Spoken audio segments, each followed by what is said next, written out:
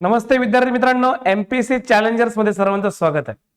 विद्यार्थी मित्रांनो, आजच्या ह्या प्रमुख सेशन मध्ये आपण एमपीएससी ची तयारी कशी करायची याची आपण स्ट्रॅटेजी बघणार आहे.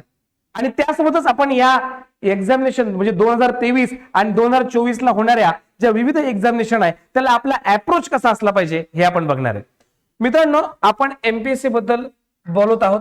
एक लक्षात घ्या, ह्या परीक्षेसाठी सगळ्यात इम्पॉर्टंट आहे आपल्यासाठी प्लॅनिंग. प्लॅनिंग खूपच गरजेची. जर आपला प्लॅन जर चुकला तर आपण या परीक्षेमध्ये मार्क मिळवू शकत नाही. ही पूर्णपणे प्लॅनिंगची एक्झाम आहे. याच्यासाठी पूर्णपणे स्ट्रॅटेजी पाहिजे. आता बघा, सविस्तर सांगतो. 30 एप्रिलला आपला पेपर झाला, बरोबर आहे. 30 एप्रिलला संयुक्तचा पेपर झाला, बरोबर आहे. संयुक्त पूर्व परीक्षा. मग याच्यामध्ये गट ब पण होतं आणि गट क पण होतं. आता 30 एप्रिल नंतर तुमच्या असं लक्षात येईल, ह्या परीक्षेची आता मुख्य परीक्षा होणार आहे. आणि ही मुख्य परीक्षा साधारणपणे ऑगस्ट महिन्यापासून हे सुरू होणार आहे. मग आता विद्यार्थ्यांचा एक वर्ग असा असणार आहे की जो आता मुख्य परीक्षा देणार आहे. त्यासोबतच आपल्याला असं लक्षात येईल, दुसरा वर्ग असा आहे जो राज्यसेवेचा आहे.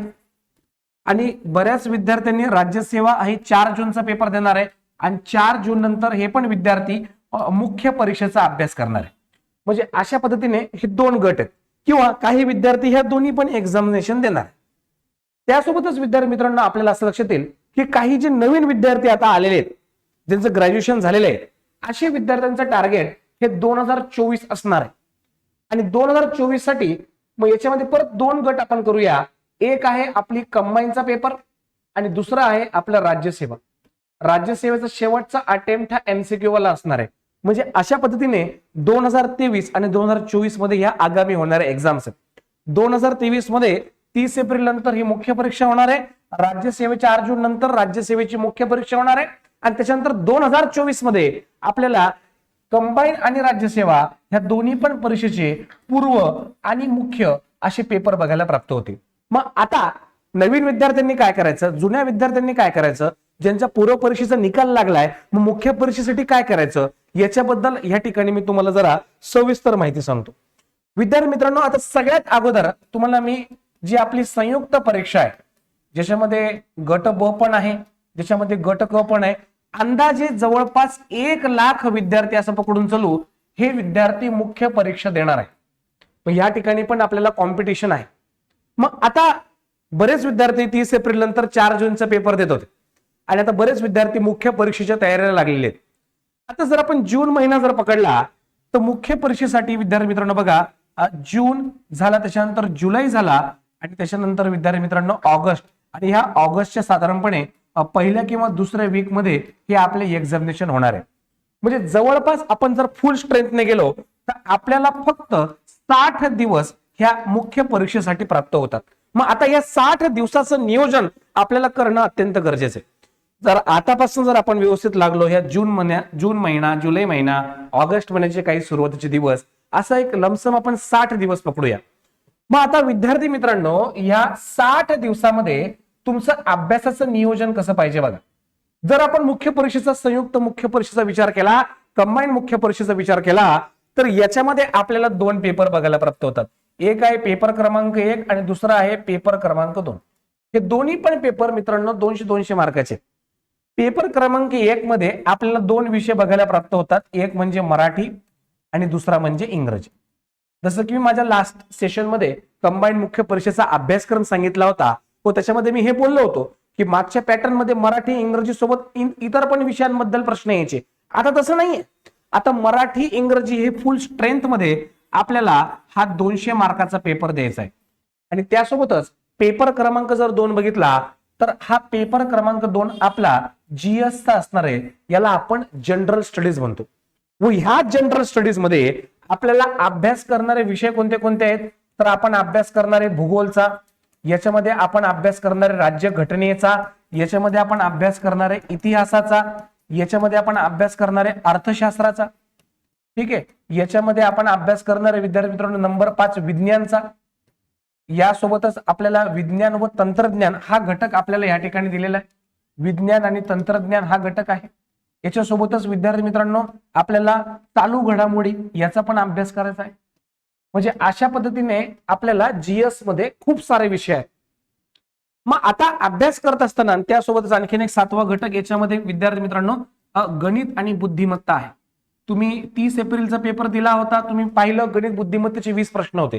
म्हणजे गणित बुद्धिमत्ता पण करणं गरजेचं आहे. म्हणजे अशा पद्धतीने आपल्याला हे 7 विषय या पेपर क्रमांक 2 मध्ये बघायचे.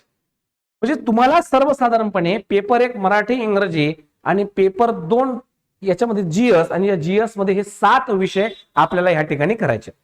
मग आता स्ट्रॅटेजी कशी पाहिजे मित्रांनो, आता तुम्ही डेली म्हणजे तुम्ही साधारणपणे दररोज हे जे भाषा विषय आहे याचा तुम्ही साधारणपणे दीड तास म्हणजे एकूण 3 तास तुम्ही ह्या दोन्ही विषयांचा वाटून अभ्यास करणार, मराठी आणि इंग्रजी. व सगळ्यात पहिलं काम तुमचं असणार, जर तुम्हाला ही एक्झाम जास्तीत जास्त मार्क मिळवायचे असतील तर सगळ्यात अगोदर हे पेपरचे सगळे PYQ बघून घ्यायचे. प्रिव्हियस इयर क्वेश्चन्स, मागील वर्षीच्या ज्या काही प्रश्नपत्रिका आहे त्या प्रश्नपत्रिका तुम्ही मराठी असू द्या किंवा इंग्रजी असू द्या याचे सगळे प्रश्न तुम्ही पहिले बघायचे. कोणत्या कोणत्या घटकावर कोणत्या कोणत्या अभ्यासक्रमावर प्रश्न आले ते तुम्हाला बघायचे. याच्यामध्ये मराठी ग्रामर असेल, इंग्रजी ग्रामर असेल, इडियम्स, फ्रेजेस असतील, बरोबर आहे की नाही. म्हणजे अशा पद्धतीने कसे कसे प्रश्न याच्यावरती आलेले आहेत, उतारे वगैरे हे सगळे तुम्हाला बघायचे, त्याच्यावर नजर फिरवायची आणि त्या हिशोबाने तुम्ही दररोज 3 तास म्हणजे 3 तास गुणिले 60 दिवस, सायंत्रिक 18 म्हणजे 180 तास. या 180 तासामध्ये तुम्हाला मराठी आणि इंग्रजी हे संपवायचंय, हे लक्षात असू दे. आणि हा स्कोरिंग भाग आहे. राहिला प्रश्न जीएसचा. जीएस मित्रांनो, तुम्ही पूर्व परीक्षा पास करून मुख्य परीक्षेमध्ये येतात म्हणजे तुमचा जीएसचा बऱ्यापैकी भाग झालेला आहे. परंतु आता मेन्स मध्ये आणखीन डिटेलमध्ये डेप्थमध्ये काही प्रश्न असतात. मग त्यात भूगोल असेल, राज्य घटना असेल, इतिहास असेल, अर्थशास्त्र असेल, विज्ञान तंत्रज्ञान असेल, चालू घडामोडी, गणित बुद्धिमत्ता असेल. मग याला आपल्याला फिनिशिंग द्यायची व यासाठी आपल्याला किमान दररोज विद्यार्थी मित्रांनो यासाठी किमान दररोज आपल्याला किमान म्हणतोय मी 5 तास आपल्याला अभ्यास पाहिजे. म्हणजे अशा पद्धतीने आपल्याला असं लक्षात येईल, तुम्ही 5 तास हा जीएसचा अभ्यास करणार आणि तुम्ही 3 तास हा भाषा विषयांचा अभ्यास करणार. म्हणजे तुमचा रुटीन हा 8 तासांचा असला पाहिजे. त्यासोबतच सगळ्यात महत्वाची गोष्ट, या अभ्यासासोबत तुम्हाला मॉक टेस्ट सुद्धा द्यायचे आहेत. या मॉक टेस्ट सुद्धा खूप महत्वाचे आहेत. आपल्या एमपीसी चॅलेंजर्सच्या या युट्यूब चॅनलवर आणि आपल्या जीएस बाय उत्तम गोरे या ऍप्लिकेशनवर आपण हे टेस्ट उपलब्ध लवकरच करून देणार आहे. तर ह्या मॉक टेस्ट तुम्ही लावायच्यात, जास्तीत जास्त प्रॅक्टिस करायची. मी तर म्हणतो तुम्ही ह्या मॉक टेस्ट जास्तीत जास्त किमान 30 तरी सोडवायला पाहिजे. 30 मॉक टेस्ट सोडवायला पाहिजे असं मी म्हणतो. थोडा आकडा जास्त वाटत असेल काही जणांना, परंतु जेवढी प्रॅक्टिस आपण करू तेवढा आपल्याला अधिक फायदा होतो, हे लक्षात ठेवा. म्हणजे अशा पद्धतीने तुम्हाला सगळ्यात पहिल्यांदा काय करायचंय, तुम्हाला PYQ करायचंय. मग तुम्ही डिटेल स्टडी करणार, याच्यामध्ये तुमचं रिव्हिजन पण आलं आणि याच्यासोबतच तुम्हाला शेवटचा पार्ट तुम्हाला काय करायचं आहे, मॉक टेस्ट द्यायचा आहे. तुम्ही जेवढे जास्तीत जास्त हे सराव करणार तुम्हाला तेवढा अधिक फायदा होईल, तेव्हा तुम्हाला अधिक कॉन्फिडन्स येणार आहे. ही स्पर्धा परीक्षा परसिव्हरन्सची आहे, कन्सिस्टन्सी आहे, हे लक्षात ठेवा. जोपर्यंत तुमच्या अभ्यासामध्ये सातत्य असणार नाही तोपर्यंत तुम्ही ही एक्झाम क्रॅकच करू शकत नाही. ही खूप हायली डिमांडेड एक्झाम आहे.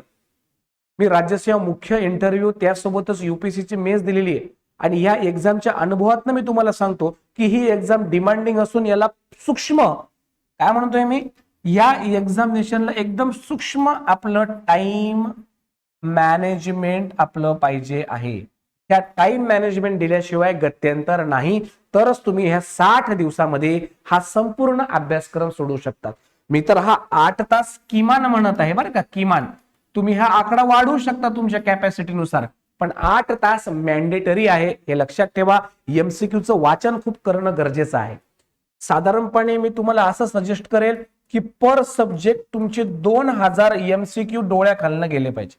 प्रत्येक विषयाचे 2000 किमान MCQ डोळ्याखालनं गेले पाहिजे, असं एक अंदाज मी तुम्हाला या ठिकाणी सांगतो.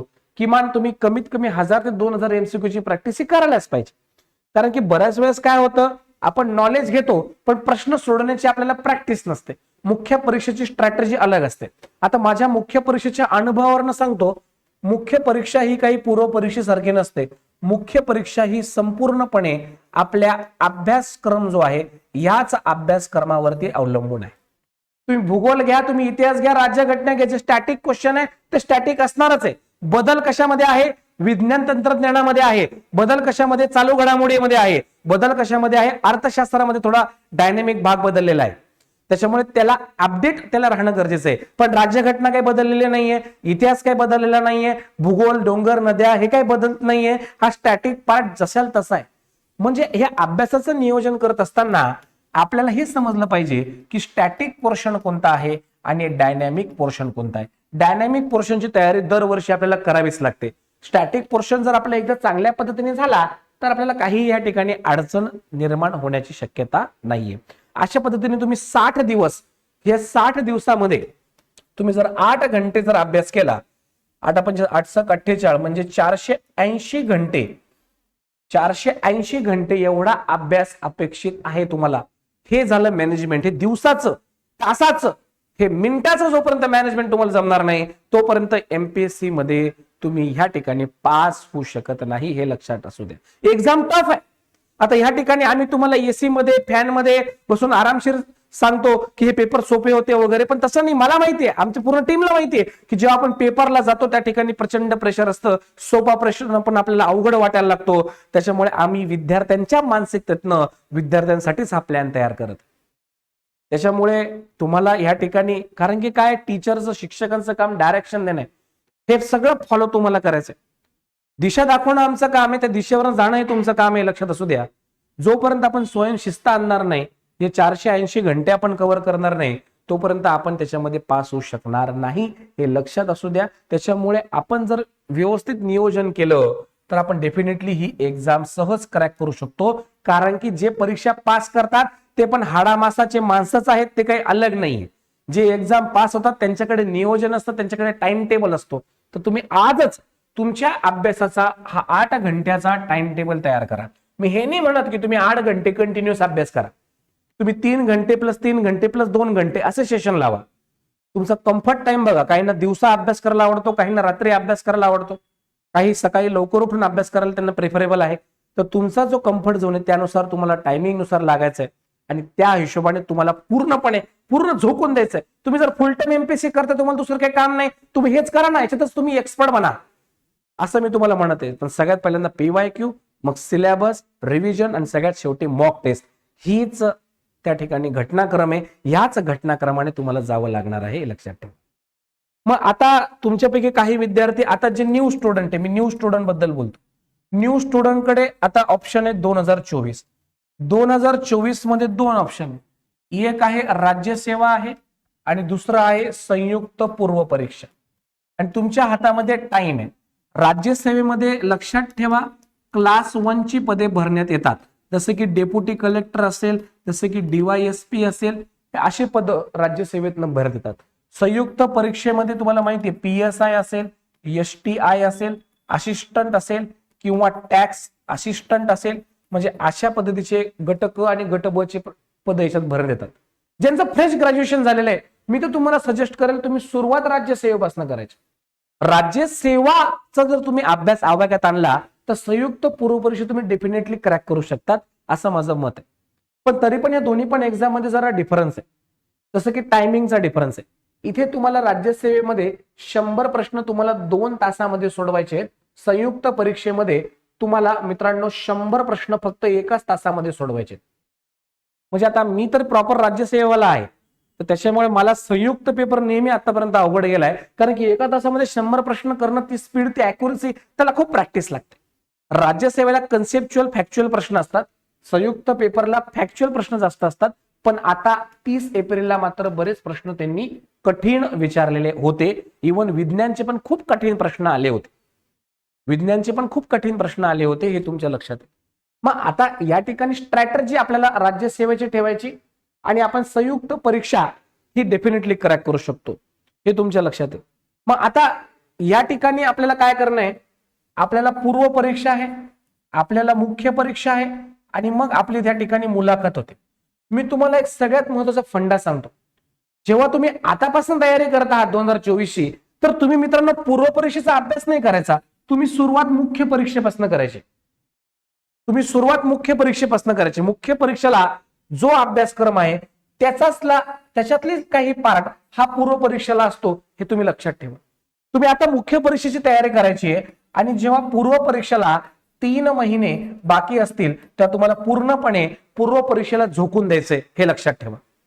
म्हणजे अशा पद्धतीने नवीन विद्यार्थ्यांसाठी हा अप्रोच पाहिजे. एकदमच बेसिक पासून जर तुम्ही तयारी करत आहात तर स्टेटबुक एनसीईआरटीचं तुम्ही वाचन करायला पाहिजे. एकदमच तुम्हाला डिफिकल्टी वाटत असेल तर त्या ठिकाणी आपला ऑनलाईन प्लॅटफॉर्म विद्यार्थ्यांना पूर्णपणे सपोर्ट करत आहे.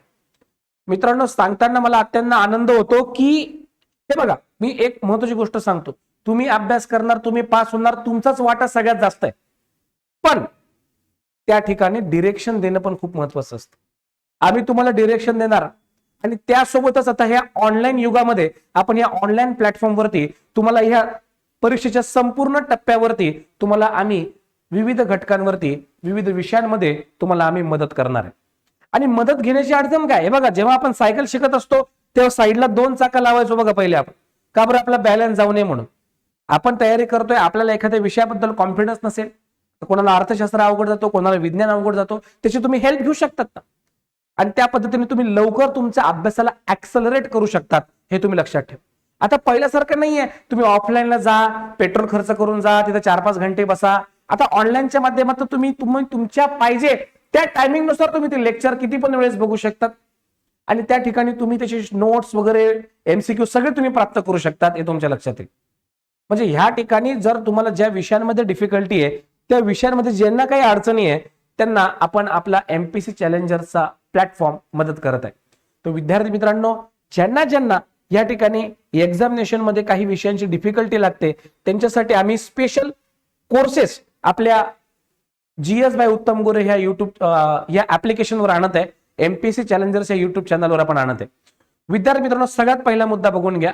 Combine group B and C 2024 pre plus mains आपण live plus recorded course special science आणत आहे आणि इथं कंबाईन सोबतच राज्यसेवा पण आहे, हे तुम्ही लक्षात असू द्या. याच्यामध्ये जीवशास्त्र, बायोलॉजी, भौतिकशास्त्र, फिजिक्स, रसायनशास्त्र आणि आरोग्यशास्त्र या संपूर्ण घटकांचा हा पूर्ण परिपूर्ण अभ्यासयुक्त कोर्स मी तुमच्यासाठी आणत आहे. I am not claiming that की 15 पैकी 15 प्रश्नांची आपण कंबाईनला तयारी करणार, पण ज्या ठिकाणी मुलांना 15 पैकी 0, 1, 2 मार्क येत आहे, हा कोर्स केल्यानंतर तुम्ही 15 पैकी किमान 10 प्रश्न अटेम्प्ट करू शकतील, एवढी माझी गॅरंटी. या ठिकाणी काही त्या ठिकाणी अतिशयोक्ती मला मांडायचं नाही, कारण की तुम्ही अभ्यास किती पण करा, एमपीएससी आयोग दरवर्षी प्रश्न अपडेट करतं. पण त्या 15 पैकी जर तुम्ही 10 प्रश्न जर घेतले तर तुम्ही स्पर्धेमध्ये खूप पुढे जातात, हे लक्षात ठेवणं गरजेचं आहे. आणि साधारणपणे आपण 1,999 एवढी फीज या पूर्ण जनरल सायन्सची आपण आणलेली आहे, हे तुमच्या लक्षात येईल. त्यासोबतच विद्यार्थी मित्रांनो, आता आणखीन एक पार्ट नवीन सिलेबस मध्ये इन्क्लूड झालेला आहे. तुमच्या असं लक्षात येईल, आता जे विद्यार्थी मुख्य परीक्षेला जाणार आहे तर मुख्य परीक्षेला आयटी, माहिती तंत्रज्ञान, इन्फॉर्मेशन टेक्नॉलॉजी आहे. याच्यामध्ये मग तुमचं रिमोट सेन्सिंग आहे, एरियल फोटोग्राफी आहे, जीआयएस आहे, जीपीएस आहे. असं जे संपूर्ण अपडेटेड आहे हे तुम्हाला मी अपडेटेड नोट्स याचे प्रोव्हाइड करणार आहे. त्यासोबतच याचे संपूर्ण लेक्चर्स मी तुम्हाला फक्त 999 मध्ये आणत आहे. म्हणजे जवळपास आपले 9 ते 10 प्रश्नांची तयारी या आयटी माहिती तंत्रज्ञानाची आपली ह्या कोर्स मधनं हे प्राप्त होणार आहे. आणि हा कोर्स आता आपण आपल्या ऍप्लिकेशन मध्ये लाईव्ह केलेला आहे. ज्यांना बॅच जॉईन करायची त्यांनी 8830568081 वर तुम्हाला जॉईन करायचं आहे. आता तुम्हाला काही डिफिकल्टी वाटली, इव्हन तो तुम्हाला कोर्स जरी जॉईन नाही करायचा तरी पण तुम्ही आम्हाला माहिती विचारू शकता. ह्या कोर्समध्ये आपण माहिती तंत्रज्ञानाचे basic concept, exam oriented PYQ sessions आपण घेणार आहे. आणि आपल्या युट्यूब चॅनलवरती आपण मोफत मागील वर्षीच्या ज्या काही प्रश्नपत्रिका आहे त्या संपूर्ण प्रश्नपत्रिकांचं आपण विश्लेषण या युट्यूब चॅनलवरती घेणार आहे, हे तुम्ही लक्षात घ्या. विद्यार्थी मित्रांनो, आता वळूया पुढच्या घटकाकडे. सगळ्यात मेन आम्हाला माहिती आहे की या ठिकाणी बरेच विद्यार्थी ग्रामीण भागातून आहे आणि या ग्रामीण भागातील संपूर्ण अत्यंत शेवटच्या घटकापर्यंत पोहोचण्यासाठी तुम्ही लक्षात घ्या, ज्या ठिकाणी ऑफलाईनची फीस 25-25, 30-30, 35-35 हजार असते. ठीक आहे, लेक्चर तुम्हाला एकदाच बघता येतं, ते पण सिलेबस पूर्ण होतो नाही होत, सिलेबस पळवला जातो बऱ्याच ठिकाणी. परंतु आपण या ठिकाणी संपूर्ण विस्तृत पहिले तुमचं बेसिक पक्क करणार, मॉडरेट पक्क करणार आणि त्या पद्धतीने आपण कंबाईन ग्रुप बी ग्रुप सी चा मुख्य परीक्षेचा कोर्स, तुम्हाला विश्वास नाही बसणार, फीस फक्त 399 आहे. याच्यामध्ये आपण पेपर 2 कव्हर करणार आहे. फक्त याच्यामध्ये आपण फक्त पेपर 2 कव्हर करणार आहे, ज्याच्यामध्ये 7 विषय आहेत आणि हे संपूर्ण 399 मध्ये आहे. म्हणजे स्पेशल कोर्स लावण्यापेक्षा जर तुम्ही हा कोर्स लावला तर तुमचा बेनिफिट याच्यात जास्त आहे असं मी तुम्हाला सांगेल. विद्यार्थी मित्रांनो, वळूया पुढच्या घटकाकडे. बघा, याच्यासोबतच बऱ्याच विद्यार्थ्यांना इतिहासाचं भीती वाटते. बरेच टेक्निकल बॅकग्राऊंडचे असतात, फार्मसी बॅकग्राऊंडचे असतात, त्यांना इतिहास जमत नसतं. मग अशा विद्यार्थ्यांना फक्त इतिहास जर करायचा असेल, कंबाईन पूर्व परीक्षा, मुख्य परीक्षा, इतिहास, तर 1 वर्षाच्या व्हॅलिडिटीसह 1499 ला आपला कोर्स आहे. हा कोर्स GS बाय उत्तम गोरे ह्या ऍप्लिकेशन वरती तुम्हाला गोरे सरांचा हा कोर्स तुम्हाला लाईव्ह बघायला प्राप्त होईल. त्यासोबतच आपला अर्थशास्त्राचा पण कोर्स आहे. 1 वर्षाचा 1499 एकदम माफक फीज मध्ये आपण हा कोर्स विद्यार्थ्यांना उपलब्ध करून देतोय. अर्थशास्त्र बऱ्याच विद्यार्थ्यांना अवघड जातं. याच्यामध्ये स्टॅटिक पार्ट पण आहे, डायनॅमिक पार्ट पण आहे. मग तुम्हाला बघा, या ठिकाणी तुम्ही आपला कंबाईनचा कोर्स पाहिला. कंबाईनच्या कोर्समध्ये 4000 तुम्हाला सगळे विषय भेटतात. सेपरेट लावायचं असेल तर 1499 मध्ये तुम्हाला हे सब्जेक्ट कंबाईनच्या दृष्टिकोनातून भेटेल. त्यासोबतच इतिहास आणि अर्थशास्त्र जर तुम्हाला दोन्ही लावायचं असेल तर फक्त 2499 मध्ये तुम्हाला हा एक कोर्स आपल्या ऍप्लिकेशन वरती उपलब्ध आहे. पुढे जर बघितलं, राज्यसेवा 2024, राज्यसेवेला इतिहास जरा अलग आहे. म्हणजे राज्यसेवेला प्राचीन इतिहास आहे, राज्यसेवेला मध्ययुगीन इतिहास आहे आणि त्यासोबतच आधुनिक भारताचा प्लस विशेष महाराष्ट्राच्या संदर्भासहित इतिहास आहे. हा ह्यूज मोठा सिलेबस राज्यसेवेचा उत्तम गोरे सर फक्त 1999 मध्ये आपल्याला हा कोर्स उपलब्ध करून देत आहे. त्यासोबतच पूर्व मुख्य अर्थशास्त्राचा कोर्स आहे, हा पण 1999 मध्ये तुम्हाला राज्यसेवेच्या पॅटर्न नुसार प्राप्त होणार आहे. त्यासोबतच मित्रांनो, राज्यसेवेचा इतिहास आणि अर्थशास्त्राचा कोर्स तुम्हाला कंबाईन घ्यायचा असेल तर तो फक्त 1999 मध्ये आपल्या ऍप्लिकेशनला उपलब्ध आहे. आता सगळ्यात इम्पॉर्टंट 2999 मध्ये उपलब्ध आहे बरं का. हे मागच्या स्लाइड वरती मी परत जातो, या ठिकाणी 2999 ला हा कोर्स उपलब्ध आहे. विद्यार्थी मित्रांनो, कंबाईन ग्रुप बी सी तुम्हाला पूर्ण कोर्स लावायचा आहे. पूर्व परीक्षा, मुख्य परीक्षा, इंटरव्ह्यू, तुम्हाला संपूर्ण अभ्यासक्रम करायचा आहे. ज्या ठिकाणी 25, 30 हजार फीस घेतली जाते, आपली फीस फक्त 7999 आहे. याच्यामध्ये पूर्व परीक्षेचे सगळे विषय, मुख्य परीक्षेचे सगळे विषय आणि मुलाखत, आपण मॉक इंटरव्ह्यूज घेणार आहे तज्ञ व्यक्तींकडनं. त्यात आम्ही पण असू, इतर अधिकारी, माझे अधिकारी पण असतील. हा 1 वर्षाचा कोर्स आहे. याच्यामध्ये आपले daily live plus recorded lectures, विद्यार्थ्यांना doubt difficulty session, notes, MCQ, mock test, सगळंच हा कोर्स मला असं वाटतं बेनिफिशियल. 7999 ही खूपच माफक फीज आहे. म्हणजे याच्यामध्ये खरं सांगायचं म्हणलं तर फॅकल्टीजची पेमेंट असते, ऍप्लिकेशनचं मेंटेनन्स, याच्यातच हा पैसा चालला जातो हे तुमच्या लक्षात. परंतु 7999 मध्ये संपूर्ण कोर्स भेटतोय, ते पण क्वालिटी. तुम्हाला त्या ठिकाणी डेमोची व्यवस्था दिलेली आहे. तुम्ही डेमो लेक्चर्स घ्या, 7-8 दिवस डेमो लेक्चर घ्या आणि तेव्हा तुम्ही निर्णय घ्या तुम्हाला काय करायचं. फायदा होत असेल आपल्याला, या ठिकाणी गतिमान आपली अभ्यासाची दिशा जात असेल तर कोर्स घेण्यात काहीच वाईट नाही मित्रांनो. ठीक आहे. आणि जरी तुम्हाला कोर्स घ्यायचा नसला आणि तुम्हाला आमच्याकडनं मार्गदर्शन पाहिजे, आम्ही 24/7 विद्यार्थ्यांसाठी उपलब्ध आहे. आपल्या युट्यूब चॅनलवर पण बरेच फ्री कॉन्टेंट आहे, आपल्या चॅनलवर पण बरेच फ्री कोर्सेस आहे. पर्यावरणाचा कोर्स फ्री आहे आपल्या ऍप्लिकेशनवर, तुम्ही बघू शकता. त्यासोबतच विद्यार्थी मित्रांनो, याच्यामध्ये जर आपण आलो पुढे, याच्यामध्ये एक आपला राज्यसेवेचा पण पूर्व मुख्य इंटरव्ह्यूचा कोर्स आहे. हा डिटेल कोर्स आहे. जर तुमचं ध्येय आहे डेप्युटी कलेक्टर काढायचंच आहे 2024, तुम्ही हा कोर्स लावून घ्यायचा. म्हणजे 9,999 रुपये 1 वर्षाचा कोर्स आहे. लाईव्ह रेकॉर्डेड, तुम्ही किती पण वेळेस बघा. आपण त्या ठिकाणी काही बंधन टाकत नाही. 1 वर्षाच्या कोर्समध्ये तुम्हाला सगळे विषय प्राप्त होतात. स्पेशल बॅचेस लावण्यापेक्षा तुम्हाला ह्या इंटिग्रेटेड बॅच मध्ये जास्त फायदा आहे, हे लक्षात ठेवा. म्हणजे अशा पद्धतीने अभ्यासाच्या सूक्ष्म नियोजनासोबतच आपल्याला स्मार्ट पद्धतीने जर अभ्यास करायचा असेल तर त्या ठिकाणी आपण ह्या ऑनलाईन प्लॅटफॉर्मच्या माध्यमातून, ह्या कोर्सेसच्या माध्यमातून आपण आपल्या अभ्यासाची गती अत्यंत चांगल्या पद्धतीने ऍक्सेलरेट करू शकतात. तुम्हाला पाहिजे त्या वेळेस तुम्हाला ते व्हिडिओज बघता येतात, तसे नोट्स तुम्हाला प्राप्त होतात, MCQs तुम्हाला प्राप्त होतात. प्राध्यापक उत्तम गोरे सर यांना खूप वर्षाचा अनुभव आहे. मी देखील प्राध्यापक मयूर सोनवणे, मला गेल्या 9 ते 10 वर्षाचा अनुभव आहे. आम्ही एक्झाम्स पण दिल्या आहेत, क्रॅक पण केलेल्या आहेत आणि हा पूर्ण अनुभव आम्ही ह्या बॅचेस मध्ये देणार आहे. मला नाही वाटत की 10,000 मध्ये की 9,999 मध्ये राज्यसेवेचा कुठे कोर्स असेल. पुण्यासारख्या ठिकाणी, औरंगाबाद सारख्या ठिकाणी 70, 80 हजार फीज विद्यार्थ्यांकडून आकारली जाते. लेक्चर फक्त एकदाच बघता येतं. आपल्याकडे असं नाही, कोर्स घेतला तू लेक्चर किती पण वेळेस बघ, फक्त ते ज्याने लेक्चर घेतं त्यालाच बघता येतं त्या ऍपमध्ये. ते ऍप शेअर नाही करतायत एवढं मात्र आहे. तर अशा पद्धतीने लाईव्ह रेकॉर्डेड बॅचेस तुम्हाला नंबर दिलेला आहे 8830568081. तुम्ही याच्यावर कॉन्टॅक्ट करा. ऍप्लिकेशन डाउनलोड करून घ्या एमपीएससीचं. मी मयूर सोनोने, त्याच्यानंतर प्राध्यापक उत्तम गोरे आणि महाराष्ट्रातील तज्ज्ञ फॅकल्टी आपले हे संपूर्ण अभ्यासक्रम पूर्ण करून देणार आहे.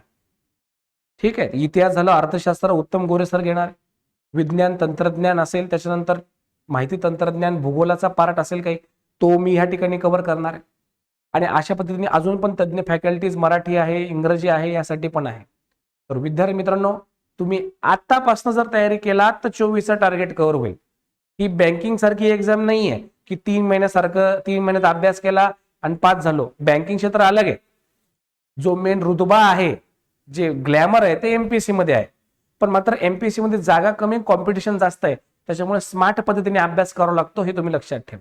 कोणी परफेक्ट नाहीये आणि आपल्याला मात्र त्या ठिकाणी परफेक्शन आणण्यास वेळ लागतो. विद्यार्थ्याला आपण अभ्यास करून त्या ठिकाणी मेहनत घेणं गरजेचं आहे. त्याच्यामुळे आपल्याला या ठिकाणी प्रॉपर टाइम मॅनेजमेंटमध्ये प्रॉपर जर आपल्याला हे पोस्ट प्राप्त करायची असेल तर तुम्ही आजच आपलं हे चॅनल सबस्क्राईब करायचंय आणि ह्या ठिकाणी GS बाय उत्तम गोरे सर यांचं ऍप्लिकेशन डाउनलोड करायचं आहे आणि तुमची पोस्ट फिक्स करायची आहे, हे तुम्ही लक्षात ठेवा. चला विद्यार्थी मित्रांनो, या ठिकाणी मी तुमची रजा घेतो. लवकरच तुम्हाला मी PYQ सिरीज मध्ये भेटणार आहे. तर या ठिकाणी आपण थांबूया. जय हिंद, जय महाराष्ट्र.